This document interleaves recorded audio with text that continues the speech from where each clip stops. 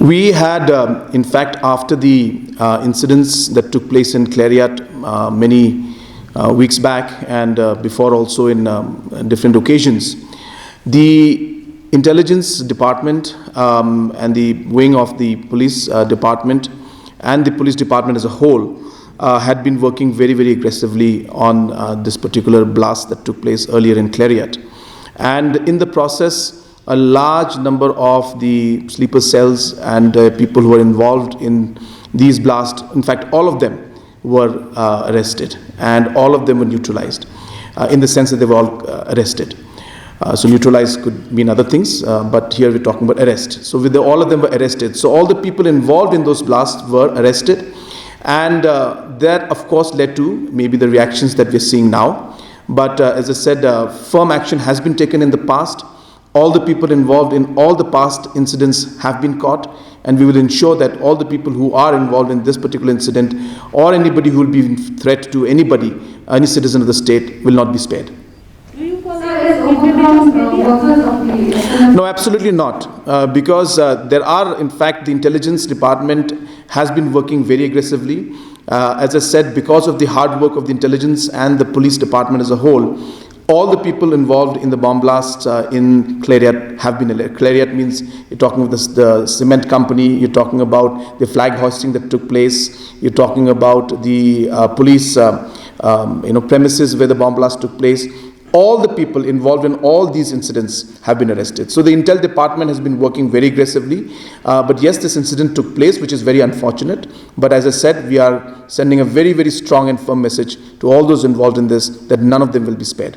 They are basically sleeper cell, overground workers, and people who have been actively involved and in communication. We have all the information and details with us. I will not be able to share all of them, but all this information is all with evidence. Yes, it is. And in fact, that is the reason why, as I said, a large number of arrests have been made in the last many weeks, especially after the blast that took place in the police premises in Clariat. And therefore, once we started doing that exercise, a large network has come out in front of us, and we have been taking action against all of them.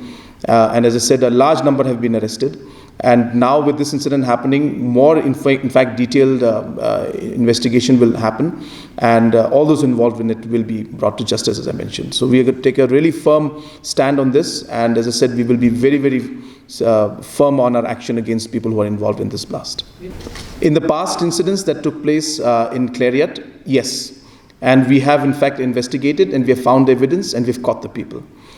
In this incident, we have only seen the messages that they are claiming, but we will do thorough investigation and find out who really is behind this, and then only it will be appropriate for me to comment.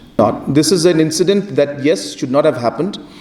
This is an incident where we have seen that it's been preceded by a large number of extortions being given to people, and therefore it looks more like a racket of extortion that they're trying to create. And this is something that we will not allow at all. So therefore, there are a few people who are trying to do this, but I want to assure the citizens of our state that we will, as a government and as a police, we will take firm action and will ensure that the safety of our people and the citizens of our state. As I said, we have been very clear that they should surrender, and we will discuss on other matters. And whatever discussions we have with them will only be based on them moving towards peace and ensuring that all discussions take place within the constitutional framework of the country. Ready to discuss with them if they are surrendering and coming forward to discuss with them.